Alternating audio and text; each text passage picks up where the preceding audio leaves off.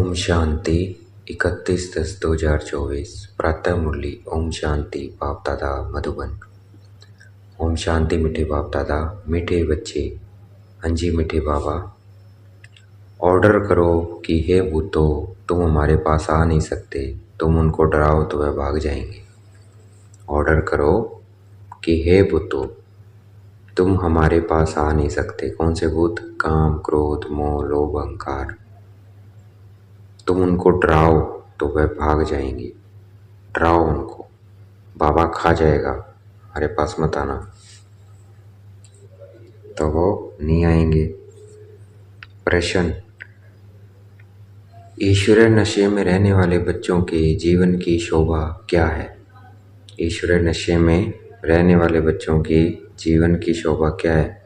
जो ईश्वरीय नशे में रहते हैं जो ईश्वरीय नशे में रहते हैं उन बच्चों की जीवन की शोभा क्या है? उत्तर: सर्विस ही उनके जीवन की शोभा है। जब नशा है कि हमें ईश्वर लॉटरी मिली है तो सर्विस का शौक होना चाहिए, परंतु तीर तब लगेगा जब अंदर कोई भी भूत नहीं होगा। तीर कब लगेगा? जब अंदर कोई भूत नहीं होगा। प्रश्न है: शिव बाबा का बच्चा कहलाने के हकदार कौन है? उत्तर: जिन्हें निश्चय है कि भगवान हमारा बाप है। जिन्हें निश्चय है कि भगवान हमारा बाप है। हम ऐसे ऊंचते ऊंच बाप के बच्चे हैं। ऐसे नशे में रहने वाले लायक बच्चे शिव बाबा का बच्चे कहलाने के हकदार है। हम ऐसे ऊंचे ऊंचे बाप के बच्चे हैं। ऐसे नशे में रहने वाले लायक बच्चे शिव बाबा का बच्चे के कहलाने के हकदार है। अगर करेक्टर ठीक नहीं, चलन रॉयल्टी की नहीं, तो वह शिव बाबा का बच्चा नहीं कहला सकते। अगर करेक्टर ठीक नहीं है, चलन रॉयल्टी की नहीं है, तो वह शिव बाबा का बच्चा नहीं कहला सकते।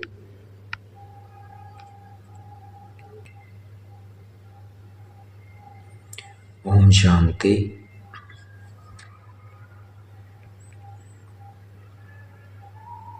ओम शांति। शिव बाबा याद है? स्वर्ग की बादशाही याद है? यहाँ जब बैठते हो तो दिमाग में आना चाहिए हम वेद के बाप के बच्चे हैं और नित्य बाप को याद करते हैं। नित्य बाप को याद करते हैं। याद करने बगैर हम वर्षा ले नहीं सकते हैं। काहे का वर्षा? पवित्रता का। तो उसके लिए ऐसा पुरुषार्थ करना चाहिए। ठीक है, जब तक याद नहीं रहेंगे तब तक वर्षा नहीं मिल सकता। कौन सा? पवित्रता का। तो उसके लिए ऐसा पुरुषार्थ करना चाहिए। कभी भी कोई विकार की बात हमारे आगे आ नहीं सकती। सिर्फ विकार की भी बात नहीं, एक भूत नहीं, परंतु कोई भी भूत आ नहीं सकता। ऐसे शुद्ध अहंकार रहना चाहिए।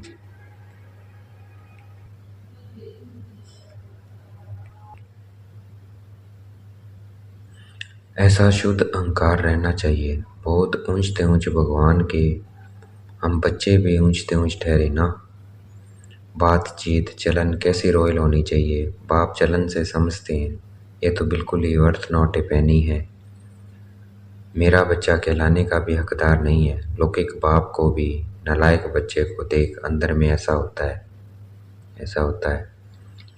यह भी बाप है। बच्चे जानते हैं बाप हमको शिक्षा दे रहे हैं, परंतु कोई कोई ऐसे हैं जो बिल्कुल समझते नहीं हैं। वेद का बाप हमको समझा रहे हैं, वह निश्चय नहीं है, नशा नहीं है। तुम बच्चों का दिमाग कितना ऊंच होना चाहिए। हम कितने ऊंच बाप के बच्चे हैं। बाप कितना समझाते हैं, अंदर में सोचो हम कितने ऊंचते ऊंच बाप के बच्चे हैं। हमारा करैक्टर कितना ऊंच होना चाहिए। जो इन देवी देवताओं की महिमा है वह हमारी होनी चाहिए। प्रजा की थोड़ी महिमा है। एक लक्ष्मी नारायण को ही दिखाया है तो बच्चों को कितनी अच्छी सर्विस करनी चाहिए। लक्ष्मी नारायण दोनों ने यह सर्विस की है ना। दिमाग कितना ऊंचा चाहिए। कई बच्चों में तो कोई फर्क ही नहीं है। माया से हार खा लेते हैं तो और ही जास्ती बिगड़ जाते हैं। नहीं तो अंदर में कितना नशा रहना चाहिए। हम वेद के बाप के बच्चे हैं। हम वेद के बाप के बच्चे हैं। बाप कहते हैं सबको मेरा परिचय देते रहो। सर्विस से ही शोभा पाएंगे, तभी बाप के दिल पर चढ़ेंगे।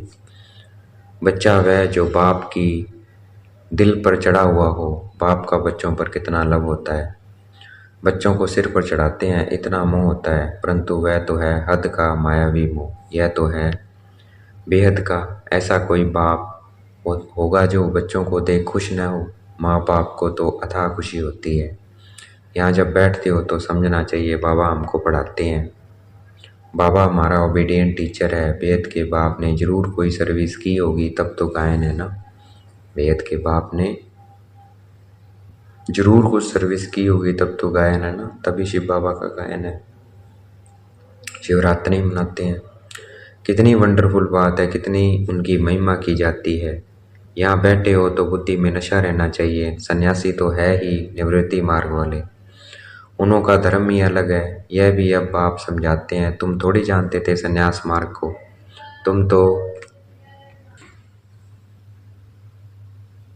तुम तो गृहस्थ आश्रम में रहते भक्ति आदि करते थे, तुमको फिर ज्ञान मिलता है।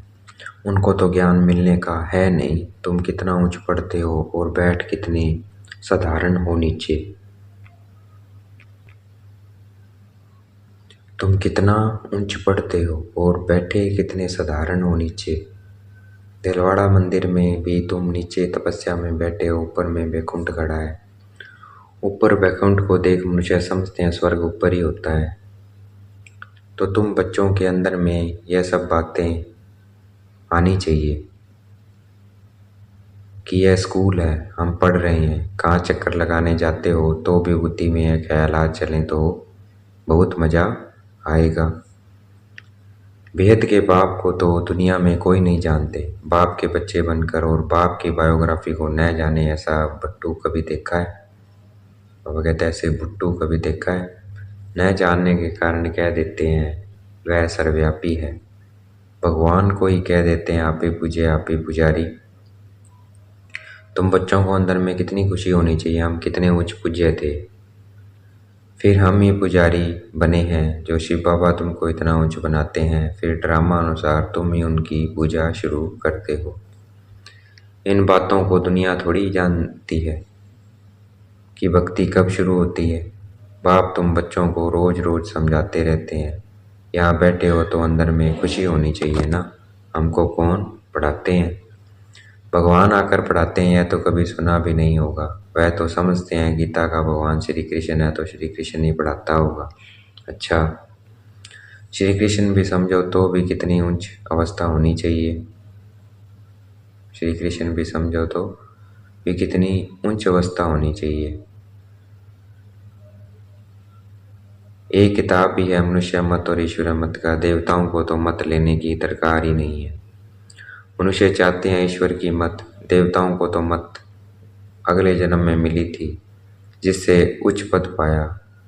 अभी तुम बच्चों को श्रीमत मिल रही है श्रेष्ठ बनने के लिए। ईश्वर मत और मनुष्य मत में कितना फर्क है। मनुष्य मत क्या कहती है, ईश्वर मत क्या कहती है, तो जरूर ईश्वर मत पर चलना पड़े। कोई से मिलने जाते हैं तो कुछ भी ले नहीं जाते, याद नहीं रहता है किसको क्या सौगात देनी चाहिए। या मनुष्य मत और ईश्वर मत का कंट्रास्ट बहुत जरूरी है। तुम मनुष्य थे तो आसुरी मत थी और अभी ईश्वर मत मिलती है, उनमें कितना फर्क है। ये शास्त्र आदि सब मनुष्य के ही बनाए हुए हैं। बाप कोई शास्त्र पढ़कर आते हैं क्या? बाप कहते हैं मैं कोई बाप का बच्चा हूँ क्या, मैं कोई गुरु का शिष्य हूँ क्या जिससे सीखा हूँ?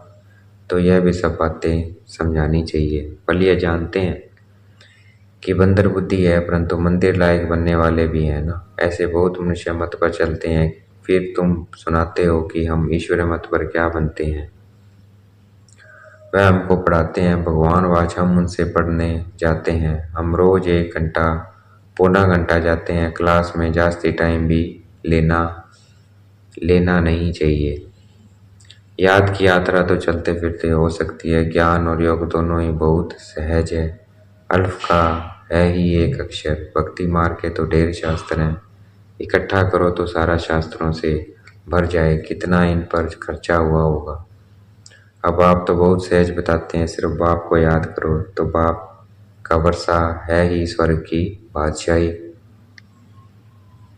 तुम विश्व के मालिक थे ना, भारत हेवन था ना, क्या तुम भूल गए हो?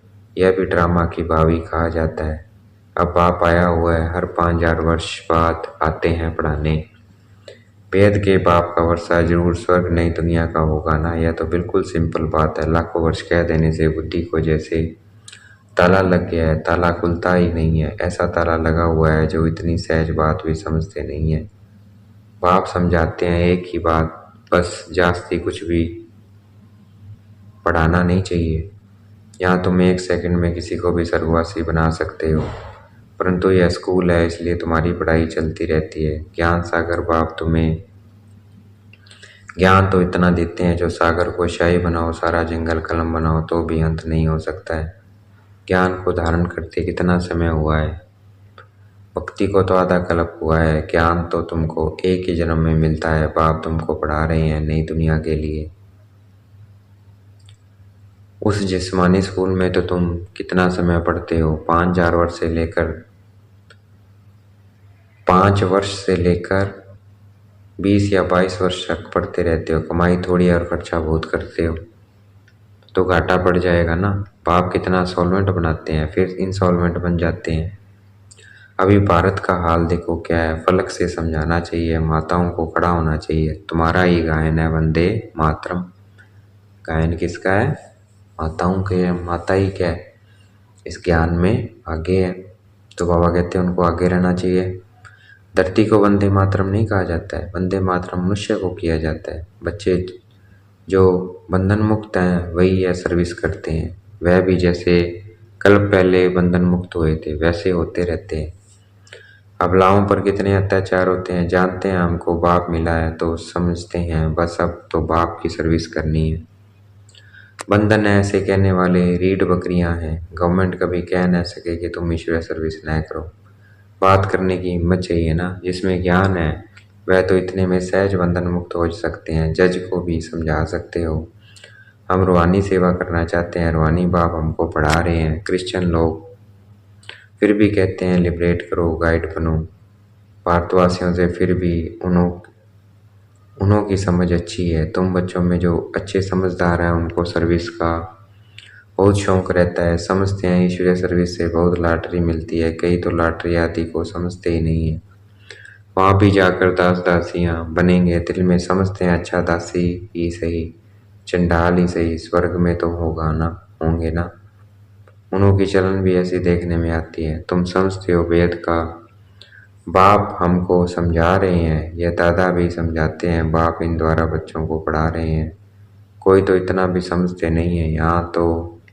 यहाँ से बाहर निकले खल्लास, यहाँ पर बैठे भी ऐसे कुछ समझते नहीं है। बुद्धि बार भटकती धक्के खाती रहती है, एक भी भूत निकलता नहीं है। पढ़ाने वाला कौन और बनते क्या है? साहूकारों के भी दास दासियां बनेंगे ना। अभी भी साहूकारों के पास कितने नौकर चाकर रहते हैं। सर्विस पर तो एकदम उड़ना चाहिए। तुम बच्चे शांति धाम स्थापना अर्थ निमित्त बने हो। विश्व में सुख शांति स्थापन कर रहे हो। प्रैक्टिकल में तुम जानते हो हम श्रीमत पर स्थापना कर रहे हैं।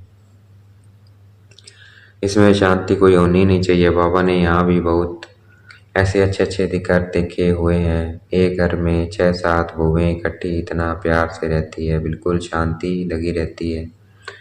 बोलते थे हमारे पास तो स्वर्ग लगा पड़ा है, कोई किटकिट की बात नहीं है, सब आज्ञाकारी हैं। उस समय बाबा को भी सन्यासी ख्यालात थे, दुनिया से वैराग्य रहता था। अभी तो यह वेद का वैराग्य कुछ भी याद न रहे। बाबा तो नाम सब भूल जाते हैं।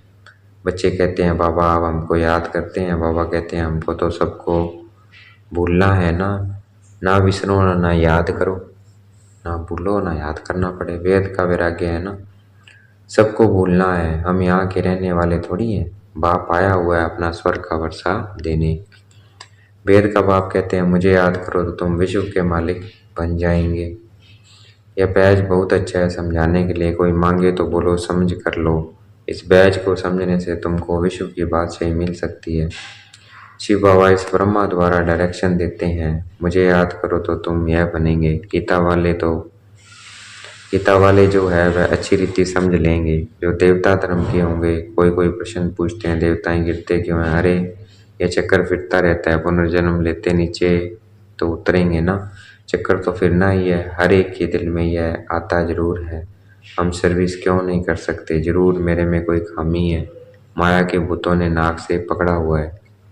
अब तुम बच्चे समझते हो हमको अब घर जाना है, फिर नई दुनिया में आकर राज्य करेंगे। अब तुम बच्चे समझते हो हमको अब घर जाना है, फिर नई दुनिया में आकर राज्य करेंगे। तुम मुसाफिर हो ना, दूर देश से यहाँ आकर पार बजाते हो। अभी तुम्हारी बुद्धि में है हमको अमर लोक जाना है या मृत्यु लोक क्लास हो जाना है। बाप समझाते तो बहुत है, अच्छी रीति धारण करना है, इसको फिर उगाड़ते रहना चाहिए। यह भी बाप ने समझाया है। कर्म भोग की बीमारी उतल खाएगी, माया सताएगी, परंतु मूंझना नहीं चाहिए। थोड़ा कुछ होता है तो हैरान हो जाते हैं। बीमारी में मनुष्य और भी भगवान को जास्ती याद करते हैं। बंगाल में जब कोई बहुत बीमार होता है तो उनको कहते हैं राम बोलो। देखते हैं अब मरने पर हैं तो गंगा पर ले जाकर हरि बोल करते, फिर उनको ले जाकर जलाने की क्या दरकार है। गंगा में अंदर डाल दो ना, कचमच आदि का शिकार हो जाएगा, काम में आ जाएगा। बाहर से लोग रख देते हैं तो वह हड्डियां भी काम में आती है। बाप कहते हैं तुम और सब बातें बोल, मुझे याद करो। अच्छा, देखेंगे बाप दादा हमें याद प्यार दे रहे हैं। मीठे मीठे सिकलते बच्चों प्रति माता पिता बाप दादा का याद प्यार और गुड मॉर्निंग। रूहानी बाप की रूहानी बच्चों को नमस्ते। हमें भी याद प्यार देना। हम रूहानी बच्चों की रूहानी बाप दादा को दिल में जहाँ शिकवा प्रेम से बेहद का याद प्यार और नमस्ते। धारणा के लिए मुख्य सार, बंधन मुक्त बनकर भारत की सच्ची सेवा करनी है। फलक से समझाना है कि हमें रूहानी बाप पढ़ा रहे हैं, हम रूहानी सेवा पर हैं। ईश्वरीय सेवा की उछल आती रहे। कर्म भोग की बीमारी व माया के तूफानों में मूंझना व हैरान नहीं होना है। बाप ने जो ज्ञान दिया है उसे गुहारते बाप की याद में हर्षित रहना है। आज का वरदान देखेंगे। बाप दादा ने मस्तक पे हाथ रखा वरदान दे रहे हैं। निराकार और साकार दोनों रूपों के यादगार को विधि पूर्वक मनाने वाले श्रेष्ठ आत्माओं को, निराकार और साकार दोनों रूपी के यादगार को विधि पूर्वक मनाने वाले श्रेष्ठ आत्मा बाप। दीपमाला अविनाशी अनेक जगे हुए दीपकों का यादगार है। हम जागे ना, हम आत्मा समझते हैं शरीर नहीं, तो ये यादगार है। आप चमकती हुई आत्माएं दीपक की लो मिसल दिखाई देती हो, इसलिए चमकती हुई आत्माएं दिव्य ज्योति का यादगार स्थूल दीपक की ज्योति में दिखाया है। तो एक तरफ निराकारी आत्मा के रूप का यादगार है, दूसरी तरफ आपके ही भविष्य साकार दिव्य स्वरूप लक्ष्मी के रूप में यादगार है। यही दीपमाला देव पद प्राप्त करती है। तो आप श्रेष्ठ आत्माएं अपना यादगार स्वयं ही मना रहे हो। आज का स्लोगन है, नेगेटिव को पॉजिटिव में चेंज करने के लिए अपनी भावनाओं को शुभ और वेद की बनाओ। नेगेटिव को पॉजिटिव में चेंज करने के लिए अपनी भावनाओं को शुभ और बेहद का बनाओ। अच्छा, ओम शांति। शुक्रिया मेरे बाबा, शुक्रिया।